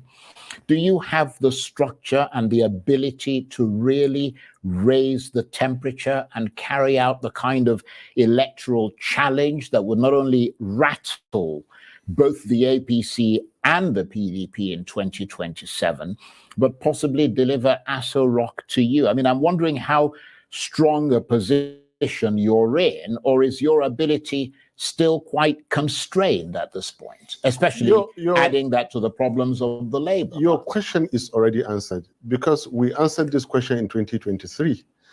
And then it's a new year. Well, we answered your question in 2023. Then IREV was switched off. And then they returned the results manually. And then the constitution was twisted. And then the meaning of English language was changed. Your answer is given. We won 2023. I will never stop saying it. We won 2023. Now, Labour Party as of today is in a better state than CPC was in 2013-14, leading up to 2015. Far better than it was. Continue looking at the failures, the worsening insecurity, the declining economy, and the aggravated corruption that is going on. Add that to when Nigerians will now wake up to the realization that beyond 2027, there is probably a grand scheme to dismember Nigeria into 6, possibly, autonomous zones, because there is no way to explain the failure, and because the only way is to carry those failures and run away. Well, let's take this bit by bit. Because, for instance, you have said that, and you've been consistent in saying that you were turfed out in 2023. Do you, given that belief that you have, do you have a master plan going forward to achieve your ends, which is essentially to take the keys of Aso Rock, which you say belongs rightfully to you? Because clearly there's a lot of tactical and opportunistic play in this race, but I'm wondering whether you can really make things difficult for the APC on your own, or whether some sort of alliance or coalition or merger with the PDP and NNPP is the only way that you can pull it off, given the realities on the ground. The key word from your question is only. It cannot be the only way, because we went alone and we did it. On a normal day, a standard politician is always, even when you won clean and you're in power, you would always want alliances, even for added comfort. So it goes without saying, we would love to expand our spheres of influence. We would love not just PDP, NNPP, SDP, and others all to come together. We would love that to happen. There is safety in numbers. I think we've spoken a lot now about the party. Can we just move on? Again, we're getting, you've got time. Don't worry. All right. You're going to have enough time to stick your knife into the APC and really turn the screws there. But I mean, do you? It should surprise you to know that I don't even want to talk about APC. Right. I want to talk about governance. I want to talk about democracy. Well, they're the ones in power, so you'd have to, by extension, talk about anyway, them. Go ahead. But do you admit, though, that after 9 years of incumbency, the APC has full control of the machinery of state and is therefore stronger and able to absorb whatever you throw at them? I am never scared. if only you were playing by the rules and you were clean and you were winning your elections, I could be scared of you. If you were legit, I would be scared of you. I would respect you actually if you were legit. You see, your own Tunji Oseni. I remember clearly just before the final, after the declaration, and he says, "So you think you won what? So brazenly, break the law, do what you feel like. What do you think you have won?" I'm not impressed by someone calling himself a president when I can see through him and know that through his history there is a fake certificate. There was for future, there were many things I don't want to talk about now. I'm not scared about a so-called number two, whom I don't want to talk about people falling. People failed surprisingly, and I can never be intimidated or scared by people who do not play by the rules. Look, you're talking about 9 years. I would tell you that for 24 years, the ongoing president was in control of Lagos. We defeated him in Lagos, and you have the results. APC and PDP did not have 60% of the Labour Party votes in FCT that they are ruling. So I'm never scared, because we are if we're in a democracy, it is the people's power that we use. And we're using the people's power, not the armored tanks of the Nigerian army, which belongs to the Nigerian people, not the barrels of the gun, not the tear gas that the Nigerian people are afraid of. Okay? So at any day, if there is an election again, believe you me, the come out will defeat them. It's left for them to go and twist the constitution again, change the meaning of English language, 3-letter words, and declare by 4 a.m. with all the dynamics that happened before 4 a.m., which, when we say things are unspeakable, it was unspeakable why it had to be by 4 a.m. Right, but in the context of what you believe happened at that time, and given your clear fervor for driving Nigeria in the right direction, and in order to achieve that, you would have to find a means of taking power away from the people who are controlling it now. Has there been some communication between you, the Labour Party, the PDP, the NNPP about a possible merger or coalition or alliance ahead of 2027, or there hasn't been and there won't be? On several occasions, I did tell you that I don't want to overstep my limits. Right. As a loyal party member, we have our leader, and then I have my own leader, Peter Obi. Please allow them to speak to you on these matters. Okay. I am more interested in abuse of power and how Nigerians are taking and playing with democracy. Okay. Well, let's move then and assess those 9 years in office from the point of view of President Tinubu's first year in power. Help us look at the various pressure points on him as to enter his second year, because we seem to be hearing lots of howling complaints about virtually everything. I will talk about only one thing: legitimacy. It's not worth your while, not worth my while, to speak about economic policy, insecurity, and all this. It's not, because the answer is already out there. Everybody knows it. Yeah, but people want to hear you articulate it. Yeah. Because you personify the people you represent. Thank you. I'm honored to hear this from none other than Charles Aniago. Please. Thank you. I mean, it's pretty obvious, isn't it? Look, this is not child's play. Put it this way: people are dying. People are being killed out there. Is there anybody that is telling me he does not know about this? What are they waiting to hear again? Is there anybody that does not spend the naira to buy any item? And all these things. There goes your phone again. That I have person to is switch it off. I'm sorry. I'm really sorry about this to the viewers. I do apologize. That's okay. Well, you know the kind of work I do. I can't afford to be off the radar. Yeah. 2 institutions, big hospital, and all that. So I'm sorry. No, that's okay. Please continue. Yeah, all right. Yes.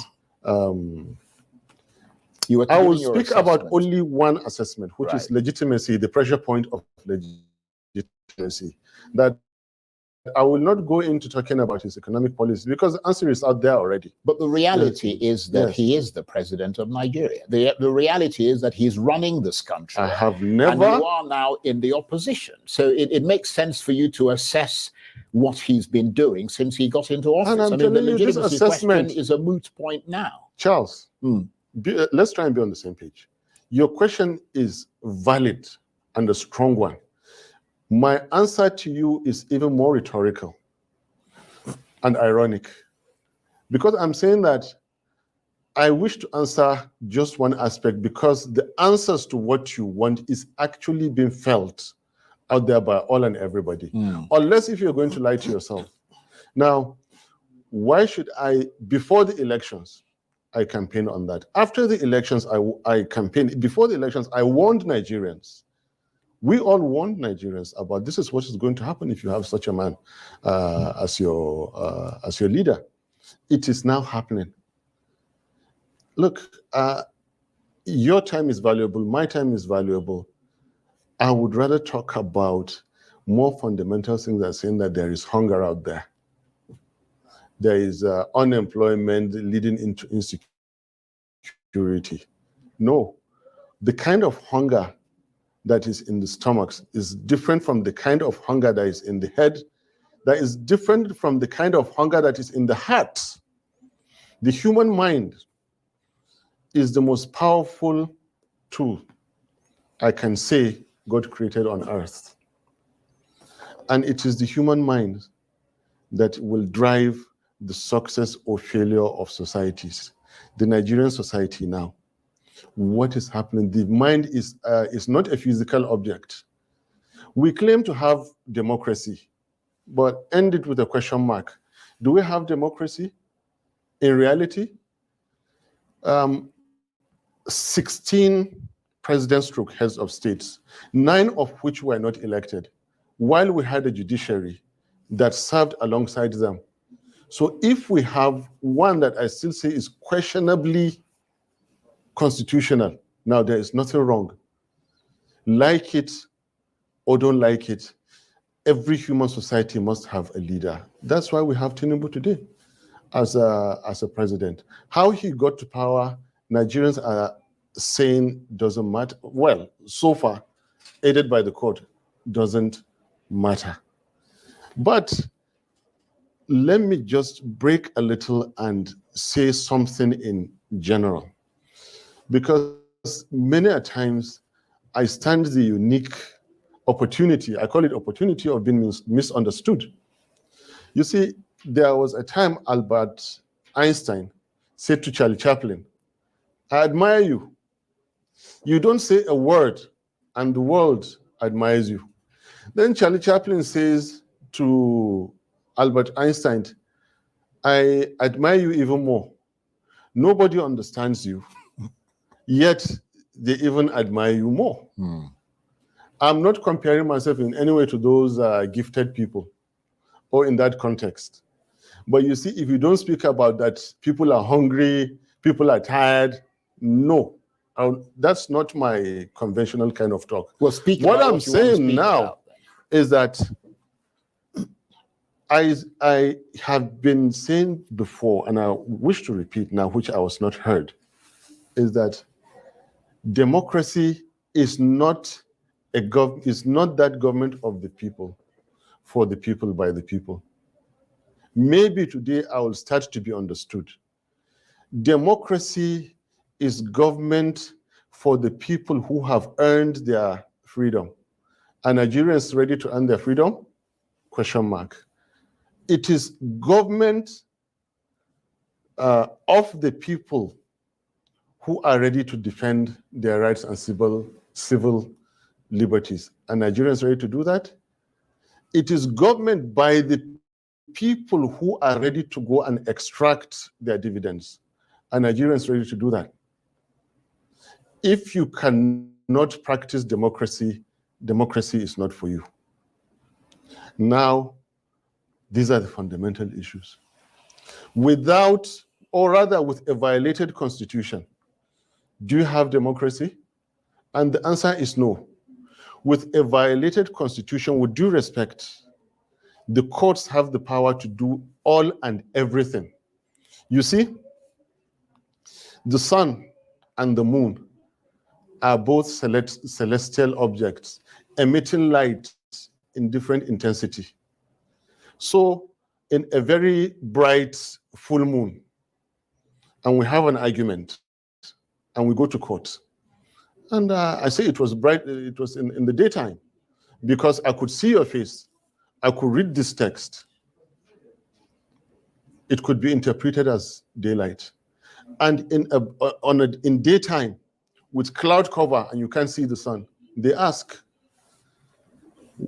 was the sun visible? No, because there was cloud cover. My friend, it was dark. And you lose the case. The courts are powerful. The courts can do and undo. The courts are everything. After what God Almighty does with his creation, is what next to what God does with his creation, is what authority does with their people. What is authority? The authority is not the presidency. Authority are the courts. And that is why today you have Tinubu as president. It is not by accident that they call authority power, political power. Because if any person or groups of persons do something and it stays, that is power. We rig the election and it stays, that's power. The difference between a murderer and a conqueror is in the number of people they kill. If you go and kill half a nation and install the government, you are a conqueror and you get someone smart to go and write the history. You are loved by your people, you didn't kill anybody, and all those. It is about power, brute force. This is not democracy. Others can fight, but we're too civilized to do that. It was easy to take over the Eagle Square. It was easy to stop Tinubu from being sworn in. But we didn't do it. We didn't do it. Decided, let's have faith in the court. What did the courts do? The Constitution says, and you must read, and FCT. They changed the meaning of English language. Now, so long as you are ready to accept anything, everything will happen to you. Nigerians are ready to accept anything, and that is why everything is happening to us, Nigerians. Do we have the right to continue complaining? I put that question out there. The comfort, let me finish. The comfort that Nigerians are enjoying by not defending their constitution, by not coming out, and by the way, okay, Nigerian constitution provides and allows for Nigerians to defend their own constitution. When I say that the constitution itself belongs to the people and that it is not over, I repeat, it is not over. Nigerian constitution itself is that belongs to the Nigerian people as a people, when they are guided in the course of the nation and the course of democracy, can do, and because it is the Nigerian people who the constitution says, we, the Nigerian people, have decided to bring this constitution into being. I'm going to come in there because we've got, you will not be surprised to know, because we've been talking for a while, we've got about 2 minutes left on this conversation. Unbelievable. We've been talking for almost 45 minutes now. Wow. What's your message to the Nigerian people then as they approach the 1 year mark and beyond under the leadership of President Tinubu? Once again, please try and bear with me. Tinubu and his presidency are irrelevant to me. The Nigerian people and how they take everything sitting down is the problem now. So the that's fact your that message. that is my message. Right. Because we think we have a democracy. This is a questionably constitutional democracy where anything and everything can happen. I repeat, for a people that are ready to accept anything, then everything, failed economy, deadly insecurity, aggravated corruption will happen to those people. So basically, as you sow, so shall you reap, and that's what is happening. Not here. so. As you allow, Nigerians, what we allow, so shall we live. Those countries that fought, you see, slavery ended, partly struggle, partly allowed, but there was a struggle. Colonialism ended, partly struggle, partly allowed, but there was struggle. Military governments ended, partly very, very small struggle, but then it was allowed. We woke up one morning and late General Abacha of blessed memory was dead. Nobody fought for democracy. General Abdul Salam, being the gentleman that he was, being the kind of heart that he had, in 10 months established this. For people to come, he didn't extend by one day. For people to come and be committing all sorts of crimes, bending, destroying the constitution that he left to stay in power, to rig elections, to destroy Nigeria. Now, I think why I keep telling you that Tinubu and his people are completely irrelevant to me now. We Nigerians, it is our headache. And on that note, I want to thank you very much indeed. It's been absolutely brilliant talking with you. Yusuf Dati Baba Ahmed is the 2020. You don't talk am finish o. You don't talk am. Una like Nigerians, una fold una hand. Eh? Democracy is for those who fight for it, not those who just accept anything. Anything. When they throw sink at you, you take. They throw water at you, you take. It's for those who fight for it and who seek the dividend of it. Democracy is not just going to fall on your lap. Democracy, this is the reason why the politicians are getting away with just anything, because they know say Nigerians no go do anything. Na so una go carry dey go, una go enter. If they even push una enter wall, una go break that wall, continue to dey waka dey go until maybe insecurity kpai the person, or banditry people, or armed robber, or terrorism. Either of the terrible things happens to people dey even dey kpai themselves. They go kpai themselves, drink otapiapia, abi wetin dey call am, rat poison, drink am. It's crazy. Today I saw a video of Kano people rioting, protesting, because they're trying to what's it called, Bayero, between this their monarch Bayero and Sanusi. People are protesting. Me, I say make dem raise am, let other neighboring northern states join. Abeg, raise it. Nigeria is overdue for construction.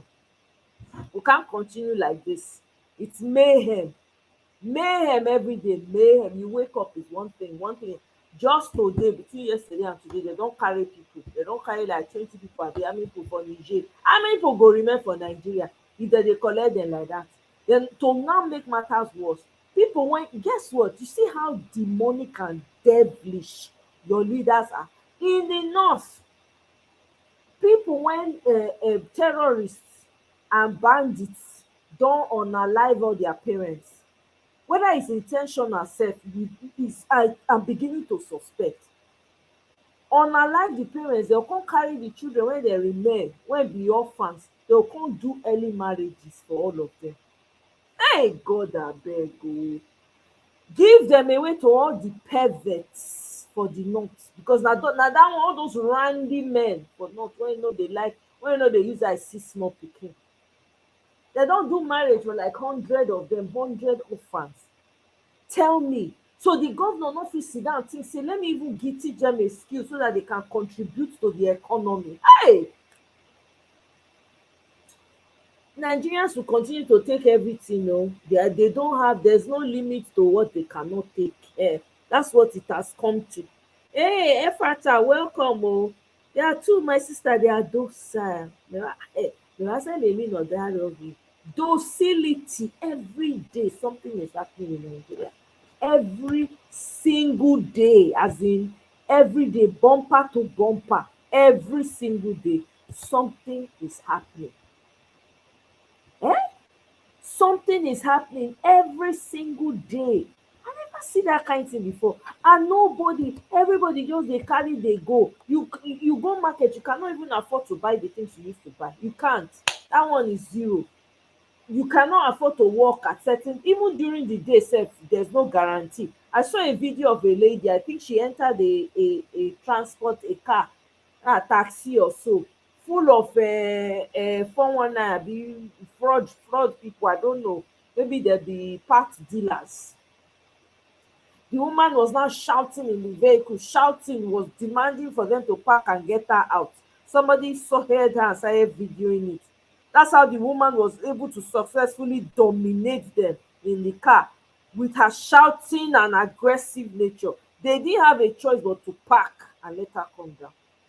This na broad daylight, this not be night time. Do you want to talk about the one wey police dey do?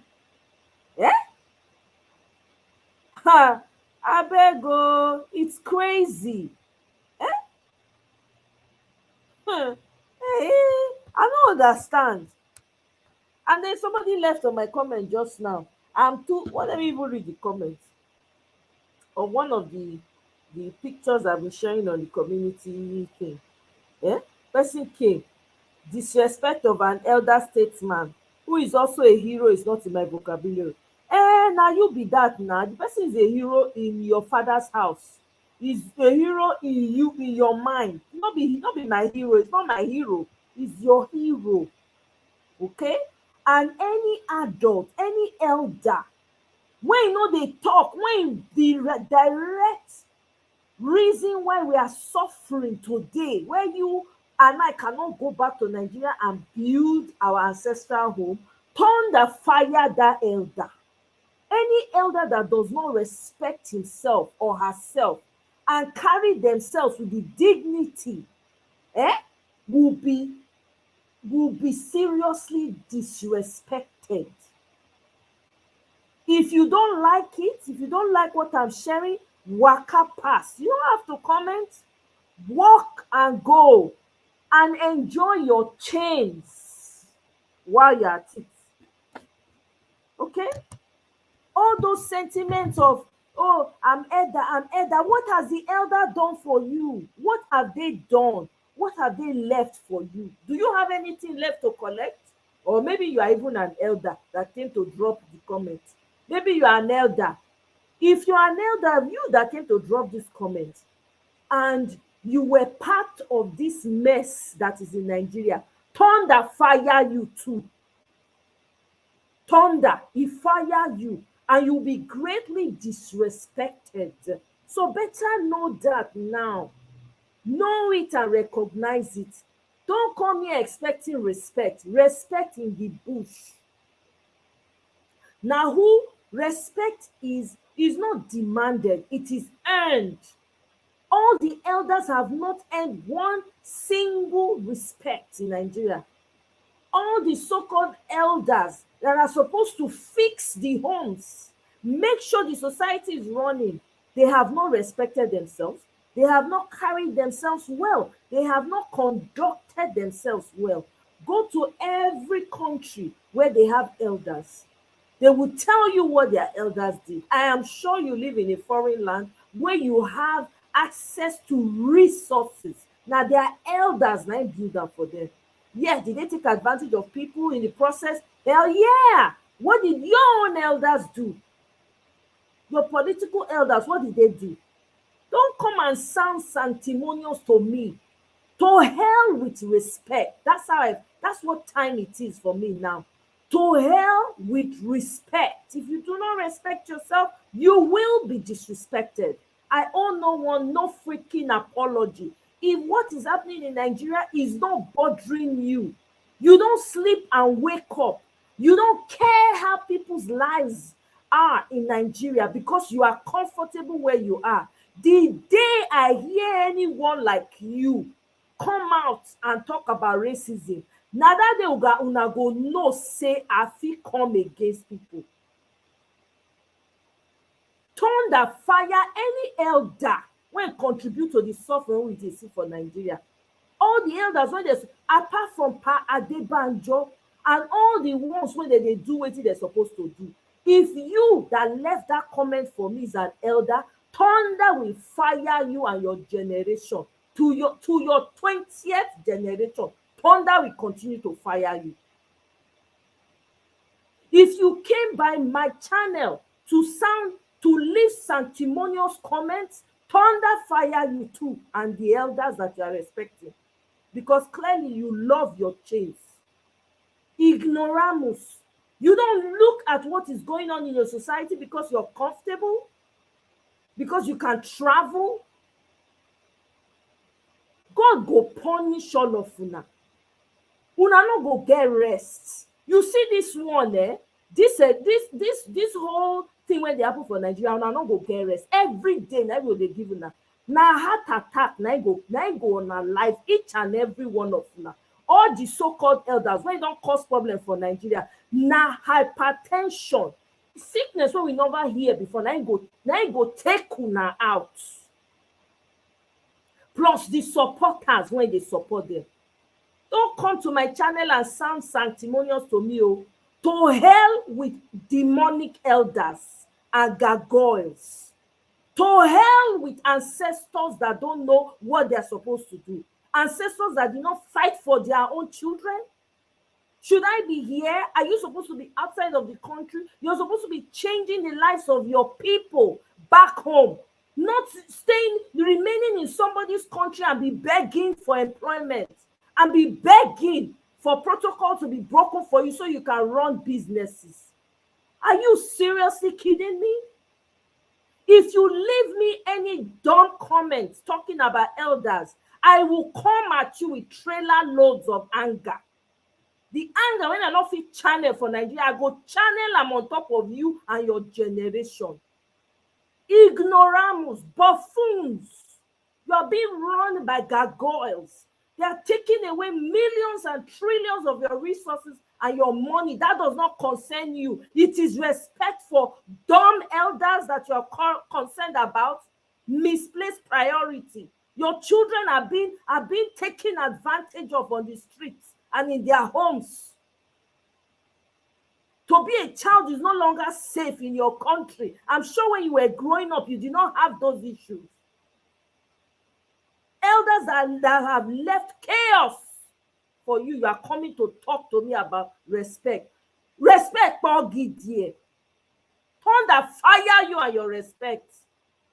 Now they craze. Hunger when we never know for Nigeria before. People know they feel chop. Nobody they feel buy food again. You they can't talk to me about respect. Who respect help? Who the respect help? If you want to respect in your freaking home.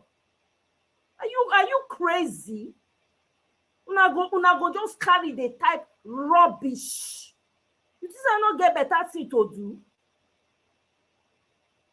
One are supposed to go, they build on our countries, they build on our people's lives, they build on our ancestral home. You dey foreign land, they type rubbish because you get internet. Your people not get internet. I guarantee you, maybe you don't even know road to your village. Come here, they sound sanctimonious, stupid people, or zuo, or meme. It not go better for you. If you know so you get two heads, come into my channel and come and talk to me. Or zuo. Bastards. See how soon I live for our children. Your women not even feel born. You don't feel brag of hospital for where you come from. You not feel get common malaria, ordinary malaria. Get them. Maybe you not get medicine to take care of yourself. You not go last past that first day. come here, come they talk about stupid respect. To which elders? Which elders? Elders, when they take advantage of children, they do what they like. They use them for money, for power, for influence. Now they can't tell me about.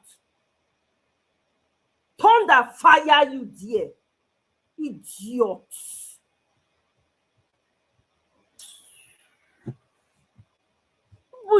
You people should take your, if you have any dumb ass comments, don't leave it on my channel. Oh. If you don't like what you see, waka and pass. I'm not here to please any goddamn person.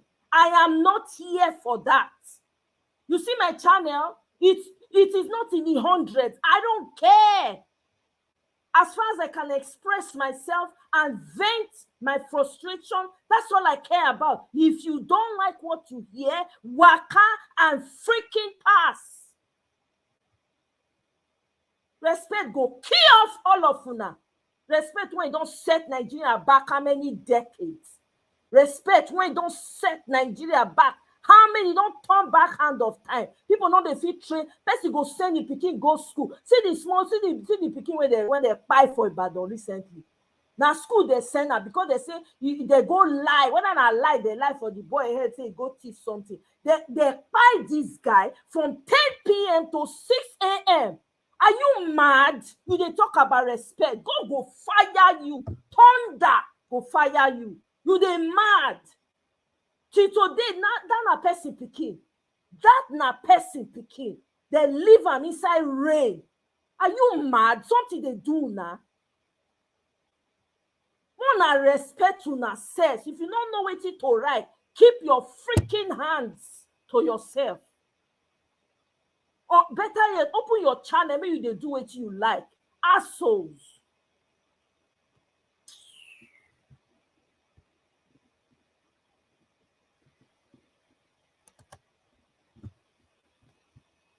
Every day, something is happening. Every day. What did your elders leave for you? What road did they make for you? What road did they pave for you? What road? Can you travel to your villages safely? Can you go to your ancestral home safely? Can you ply that road safely? Are you sure that when you go to your homes, you're going to come back safely? So if you people to channel your anger to people that ought to be channeled, you are coming to leave dumb comments on my channel. Rubbish. I beg my people. Now here I go end them. I don't talk my own finish. It be that.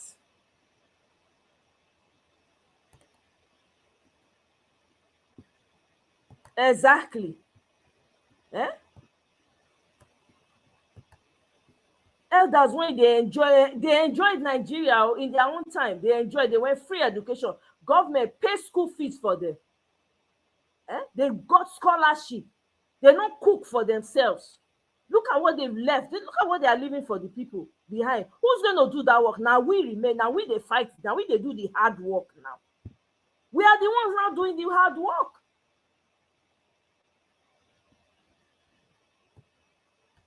Exactly. Evil elders, like all of them, Soyinka them, all of them, including Soyinka, that white-head Mugu. All of them, all. Thunder fire all of them. Exactly.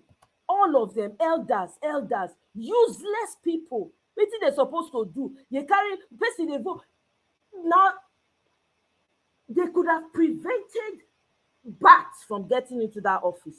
All of them, they collect money. They collect money for back. How much money can you collect in your lifetime? How many enjoyment you want to enjoy? You can even collect the money and sickness no go let the person lose that money well. Useless people. Don't turn people life upside down. People cannot afford to feed their children. See poverty. See the schools when they teach children for nuts. All of them with zinc and wood. Now they take stand the school. They outside. Children they learn for outside. Una know they shame. Elders when they Nigeria, they know they shame. Political elders, The one when I play yesterday na Bode George, he dey smile sheepishly. 1 year is not. Look at where children are going to school. Are those not the people that witnessed Independence Day? What did they do? What role? What part did they play? What did they do to improve the lives of the people? To hell with all those political elders that ought to have done some. To hell with them and their descendants. My people, I end it here. Happy today na wetin Sunday. Today na Sunday. Exactly. All of them, elders, all of them enjoy it. As they graduate, they give them car, they give them house. Anywhere you want to go school, you go there, go pay. They have money in their pocket. Come reach when they go build and guess what? They all went to great schools, those so-called great schools, Harvard, Oxford. They Nigerians were known. People used to run after them. They say because they had money to spend. Look at what they have left for their children. Their children can barely feed themselves. Some of them are homeless in a country where we don't know what homelessness is. People are homeless, staying in IDP camps in their own country. You're coming to preach to me about elder, thunder fire you. All the judges, elders, all of them above 60, all elders. Abeg. I don't talk my own today finish o. Na dem sabi. Like I said, this channel is if you don't like it, you don't like the tone of my voice, how I shout, what I'm shouting about, what I'm standing for, waka and freaking pass. It's not by force. Okay? My people, thank you very much for joining me today. Thank you. Victory all the way. Thank you for your consistent support. To all those that gave me super chat for Mango, oh, God go bless you now. Thank you so much, Tracy. I appreciate you. Gracious greatness. Thank you very much, Kene. Thank you. I appreciate you. I don't see highly favored, but highly favored, if you hear me, hello, greetings to you as well. Misty, thank you. Neka, my love, thank you so much. Thank you so much, guys. Ephrata, thank you so much. Enjoy your Sunday. It's a holiday for us here tomorrow. So, I'm going to jollof. I'm going to enjoy myself. Giddy gone. Omo, that Sunday, the kind rest when I go rest, the kind jollof when I go jollof, you no go be here. So, my people, make I end am for here. I go see you now again on my next one. Have a great day, guys. Bye.